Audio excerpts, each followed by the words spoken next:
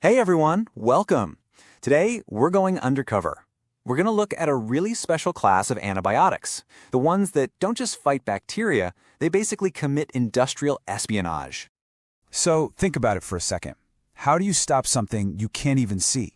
You've got this microscopic invader multiplying by the millions, just causing chaos inside your body. What's the plan? You're not just going to launch a frontal assault. No, you've got to get clever.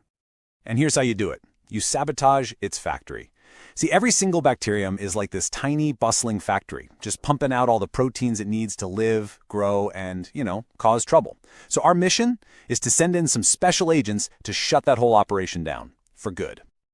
All right, first things first. Before we send in our agents, we got to get our hands on the blueprints. To pull off a good sabotage, you have to understand the target, right? And that target is the bacterial protein factory, technically called the bacterial ribosome. It's the absolute heart of the whole operation.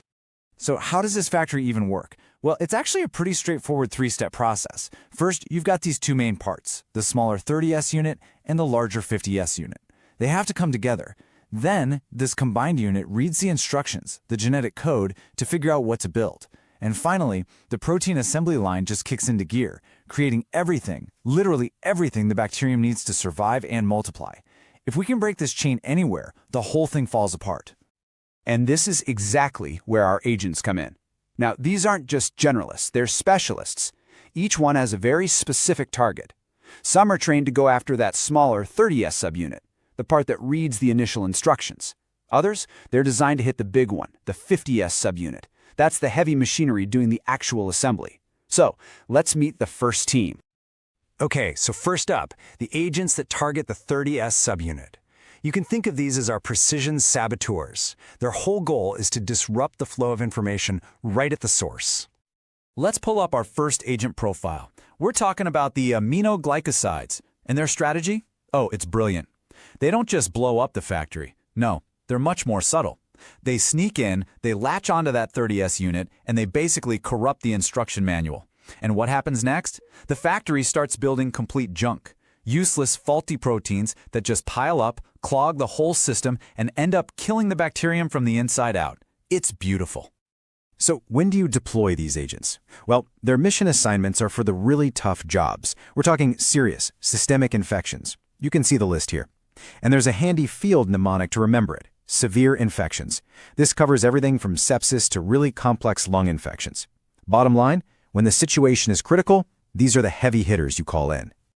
But, and this is a really big but, these heavy hitters can cause some serious collateral damage. The mnemonic to remember the risks is NOAP. The N is for nephrotoxicity, that's kidney damage, and the O is for otoxicity, which can damage your hearing and balance. These are not minor side effects, which is why these drugs are powerful tools that need to be used very, very carefully. All right, next agent on the 30S team, the Tetracyclines. Now, they have a totally different tactic. Instead of messing with the instructions, they just set up a roadblock. Simple but effective. They bind to the 30S unit and physically block new parts from even getting to the assembly line. Production just grinds to a complete halt. And their mission assignments? They're incredibly broad, way more than you might think. We use the mnemonic acne trips to get a sense of just how versatile they are. They're deployed for everything from common stuff like acne all the way to really serious tick-borne illnesses like Rocky Mountain spotted fever. Okay, so what about the collateral damage? For this one, just remember tetra. The T is a big one, teeth discoloration. And that's exactly why we avoid them in children and during pregnancy. They can also cause some tummy upset and make your skin really sensitive to the sun, so you gotta be careful. Now, this next point is absolutely crucial because it highlights a major difference in strategy between our first two agents. It's kind of like the difference between a kill mission and a capture mission. Aminoglycosides are what we call bactericidal. They go in and they kill the bacteria directly. End of story. But tetracyclines are bacteriostatic.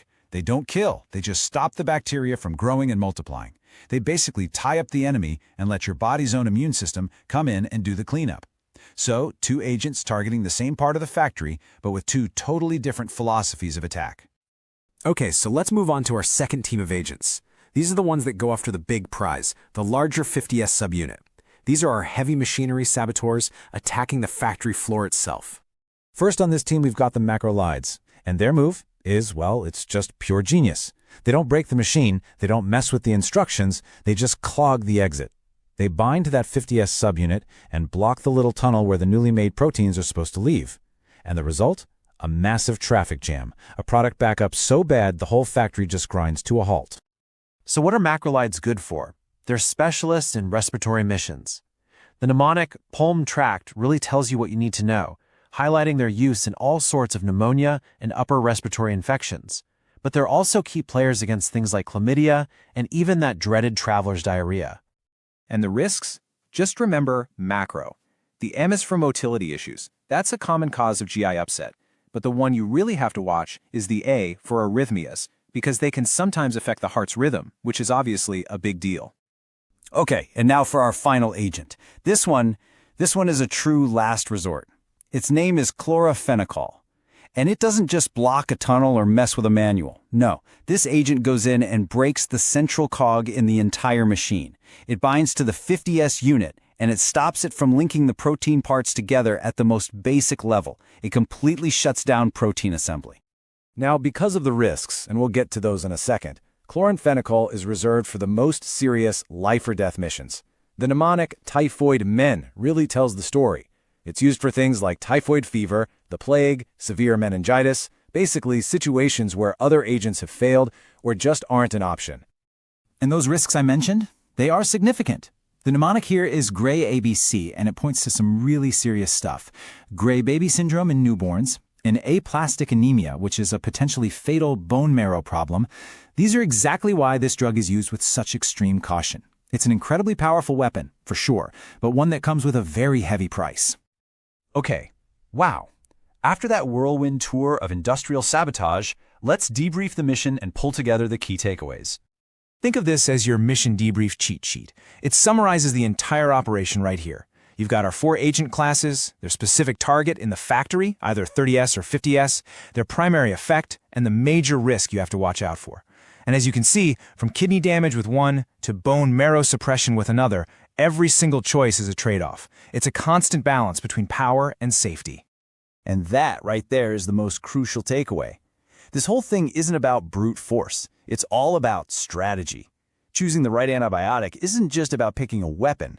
It's about choosing the right saboteur for a very specific factory, while always minimizing that collateral damage. And that leaves us with one final, critical question to think about. See, the bacteria aren't just sitting there. They're constantly upgrading their factory security, evolving new defenses to neutralize our agents. You know what this is? It's antibiotic resistance. So the challenge for us, our next mission, is to constantly design smarter, more effective saboteurs